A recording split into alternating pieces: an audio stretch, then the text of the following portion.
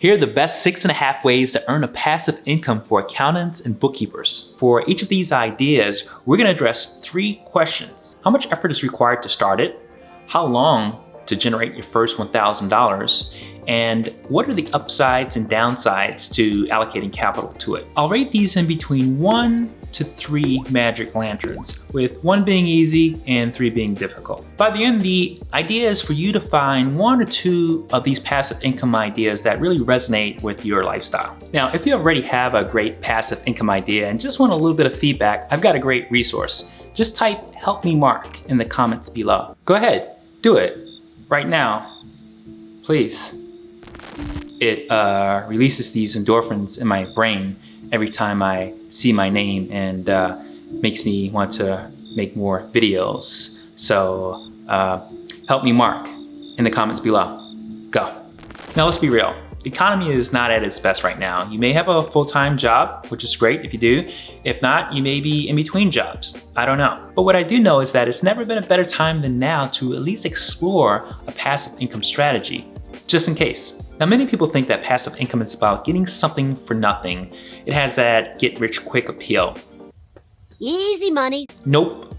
At the end, it still involves work. You just do the work up front. You may do some or all of the work up front, but just between me and you, because it's not like I have that many subscribers right now anyway. So between me and you, passive income does involve some additional labor along the way. So you may have to keep your product updated or your rental property well maintained just to keep those passive income dollars flowing in. In the next few seconds, you're gonna learn how to get started and hopefully how to create some extra financial cushion for yourself and your family along the way. But before we start rolling in the dough of passive income, let's talk about what passive income is not. It's not your main job. So in general, passive income doesn't come from something that you've been materially involved in, like the wages you'll get from a job. It's not your second job. Getting a second job isn't going to qualify as passive income stream because you'll still need to show up and do the work to get paid. Passive income is about creating a consistent stream of income without you having to do a lot of work to get it. Now let's dive into the best passive income streams for accountants. Right after, of course, you transfer a like button for the YouTube algorithm. And if you subscribe in the next 5 seconds, I'm gonna show you a cool picture of what I was told is a magic lantern. Number 1, create an online course. One popular strategy for creating passive income is creating an online course, then kicking back and watching the cash roll in through the recurring revenue. It's never been a better time to create an online course. The e-learning industry raked in $253 billion in 2021 and is projected to grow to over $521 billion by 2027. As an accountant or bookkeeper, the timing really couldn't be better. There are hundreds of possible topics that you can create a course on based on the knowledge you have today. To stand out from the crowd, you can make a course based on the industry or niche that you know best. For example, if you specialize in the commercial real estate industry, you could create a course called Bookkeeping for Commercial Real Estate. Or if you specialize in, say, software as a service businesses, your course could be KPIs for SaaS. Be sure to see my last video on the most profitable niches for accountants. So here's one way to figure out if creating an online course makes sense for you. How many times have you explained to a client how to use QuickBooks, how to track KPIs, or how to understand tax credits? With most of the effort done up front, you can then sell it online so you're getting paid even if they're not a client of yours yet. Courses can be distributed and sold through sites such as Udemy, Skillshare, Coursera, or Kajabi, one of the newer kids on the block. The upside is that you can create multiple courses to attract an even larger audience to make this a truly evergreen income stream for a relatively small investment. The downside is that it's going to take you some time to, plan, record, publish, and market your course. So be sure to Google around to make sure that there aren't similar courses out there and avoid anything that's just too competitive. So generating your first $1,000 depends on your price and your distribution. A good way to test the waters is to actually sell it before you create it. You'll pick up the phone and you'll sell. So for example, if you want to create a course on, say, how to find tax credits, go ahead and email your clients and in exchange for a prepayment, offer them a discount before you go ahead and create the course. And if you get heavy demand for that course, that's validation that you should probably go ahead and create it. If not, well then that is the opposite and you've effectively saved yourself months in creating something that no one really wants. So this one gets about 3 magic lanterns. Number 2, create a SaaS tool. Okay, here's a little secret. Are you listening? I'm listening. Good. So if you ever created an Excel spreadsheet, you could potentially turn that into a paid application or a SaaS tool. SaaS is an acronym for Software as a Service and is used to describe the software tool that's typically sold over the internet and has a subscription pricing model. So just like the many Excel templates or Google Sheets that you've probably created before, a accounting-focused SaaS tool could be used to speed up a certain procedure or make a process a lot easier. In fact, that's exactly how I created my own SaaS company, Bookgel. Just to tell you a little story, Bookgel started as a bare bones fee calculating spreadsheet all the way to where it is today, a cloud-based pricing and closing tool that helps accountants elegantly close prospects at the right fee without leaving money on the table while knowing what your competition is charging. To see if Bookgel might be a good fit for your practice, just go to bookgel.com to learn more. The benefit of creating a SaaS tool is recurring revenue, potential for massive scale, and lower marginal costs for each user. If your app gains in popularity or you receive feedback, you'll likely need to add incremental features to keep the app relevant and popular. The downside of creating a SaaS tool is that there's a lot of upfront work that goes into creating the tool, and the startup costs can be a bit intimidating. It can also require constant support, and there is a fair amount of competition in the SaaS space. So really in a crowded market, a truly successful app must provide a compelling user experience and compelling value to the user. For example, to launch Bookgel, we launched the first crowdfunding campaign for an accounting app and ended up snagging some early users and getting a lot of free publicity since it was a pretty novel funding strategy at the time.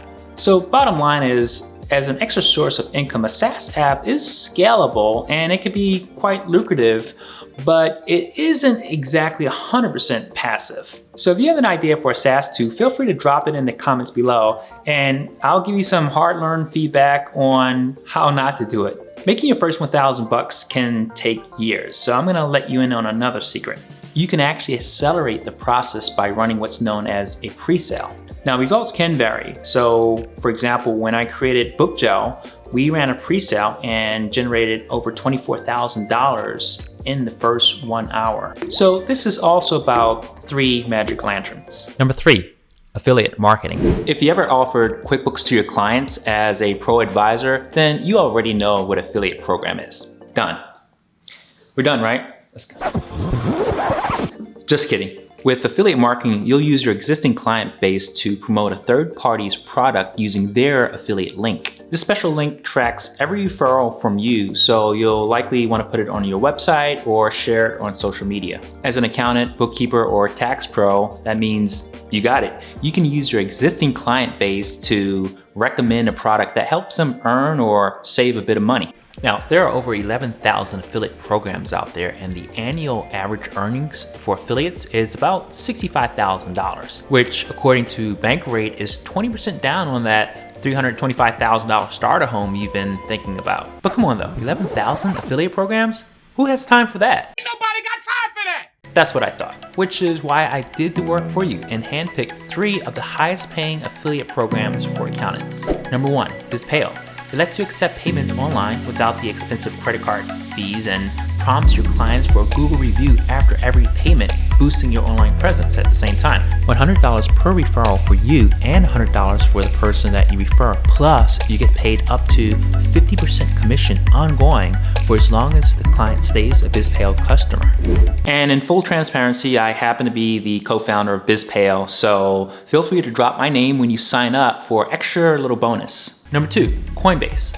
I've used them for years and it's probably the safest, easiest way to buy, sell, and trade cryptocurrency today. Receive 50% of your referral fees, trading fees for the first 3 months. Again, use my special link in the show notes below. Number 3, Webull. With 0% commissions and no deposit minimums, it's one of the easiest ways today to buy, sell, and trade stocks, options, and ETFs, or electronically traded funds. After joining their referral program, every referral will grant you 2 free stocks, each valued between $1,200 and $1,400. I'll include my special sign-up link in the notes below. The good news is you don't have to have thousands or even hundreds of followers because it's all about quality over quantity. So targeting the right people that you know will be a great fit helps the odds of them actually signing up. The upside is that if you can grow your following or you happen to already be in a niche such as accounting, bookkeeping, financial services, or if you're a tax pro, then you are already ahead of the curve. In other words, you're well positioned to bring in some serious passive income while being seen as a really helpful resource to your clients. The downside is that if you're just starting out, you have to do a little legwork. So you're gonna want to, single out or reach out and target those folks that you think would be a good fit for the particular service. Also keep in mind that once you've reached out, your audience might not bite. But don't worry, it will happen over time. You just have to give it a little patience and remember, it's a numbers game. So all in all, it's about the right balance of quality and quantity. Unlike some of the other passive income strategies that might take, months or years, with affiliate marketing, the good news is that you can earn your first $1,000 in a matter of weeks or even days. For example, if you refer just 10 folks to BizPayo and they signed up and started using it, well, that's $1,000 in your pocket just for sharing a link. Doesn't get much more passive than that. So we'll give this one magic lantern. Number 4, create a YouTube channel. Are you an expert on QuickBooks, the go-to guru for finding tax credits? Or maybe you're an ace at consulting new tech startups? You can take your passion for a niche and monetize it on YouTube using ads or sponsorships to generate the passive income. And if you're looking for a bit of inspiration, don't worry, I got you. Here are the top accounting and tax related YouTube channels that are just killing it. 5-Minute Bookkeeping. Veronica Wasek is all about helping small businesses run a smooth bookkeeping operation. With a heavy emphasis on e-commerce accounting, Veronica has definitely carved herself a pretty lucrative niche. At 25,000 subscribers, her YouTube annual revenue is estimated at about $1,400 a year. Hector Garcia, CPA. I personally love Hector and his super simple way on teaching everything from QuickBooks basics to the most advanced bookkeeping concepts. Definitely a guy you want to follow this year. At 186,000 subscribers, his YouTube annual revenue is estimated at about $17,000 a year. CPA Strength. If clients are constantly calling you to explain the same thing over and over again, accounting 101, then you might want to start an accounting education channel like CPA Strength. At over 200,000 subscribers, it's great motivation from going from dealing with clients to making passive income through online courses, affiliate deals, and ad revenue. Even though he has almost as many subscribers as Hector Garcia, his annual estimated YouTube revenue is only at about $3,200 a year since his daily views are significantly lower. If you want to be an expert on hiding assets from snoopy creditors, or as Toby likes to say, making yourself invisible, you definitely want to binge watch this channel. This YouTube annual revenue is estimated at about $27,000 a year. Fair Value Tax. At a staggering 1.4 million subscribers, Brian Kim shares all about tax credits, dividends, and sometimes even some pretty cool rants about fake news. Brian's YouTube annual revenue is estimated at a pretty healthy $92,000 a year. The Profit Playbook. Last and least, yep, that's right, I said least, I must say is my own channel. I just started a couple weeks ago, but just reached my first 1,000 subscriber milestone. My goal is to help accountants and tax pros maximize profit opportunities while turning clients into raving fans. If you've enjoyed my content and don't find it too corny, I'd be thrilled if you could smash that like button and help others find this and subscribe.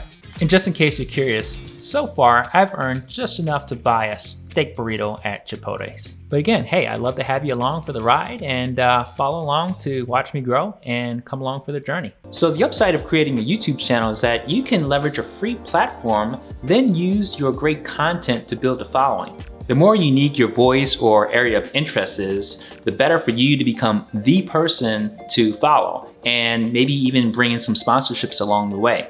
The downside is that you'll have to create content from the start and create the ongoing content, which does take time. And you'll need to be really passionate about your topic or service because that'll help you maintain the motivation to continue, particularly in the beginning where your followers are still finding you. The real downside is that you can outlay a bunch of time and resources with little to show for it if there's just not enough interest in your topic or niche. And your area of expertise may be really a bit too niche to draw a profitable audience, but you never really know until you actually try it and start experimenting with it. So we'll give creating a YouTube channel 2 magic lanterns. Number 5, peer-to-peer lending. Peer-to-peer lending enables individuals to obtain personal loans from other individuals, cutting out the financial institutions known as the middleman.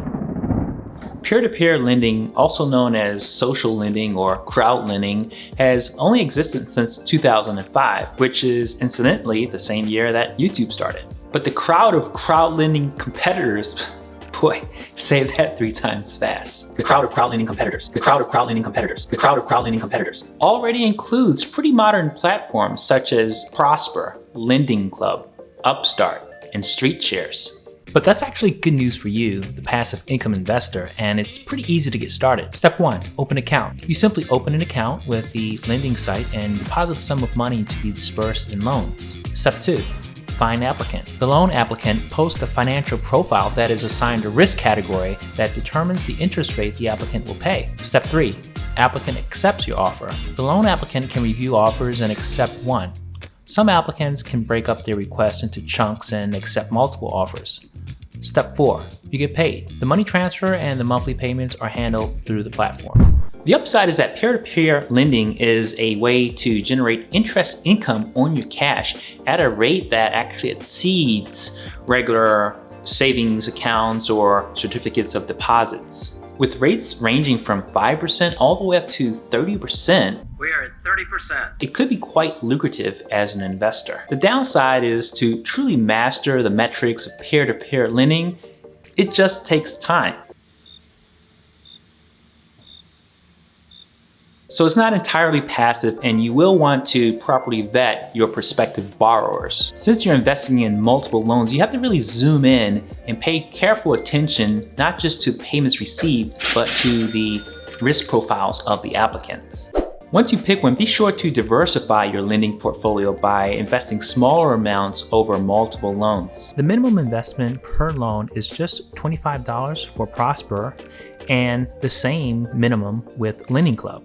So the good news is that you can reduce your risk by starting small. Making your first $1,000 can be as little as a few weeks, but like Tenor, it just really depends on how attractive your offer is and who bites. This gets 1.5 magic lanterns. Number 6, Dividend Stocks.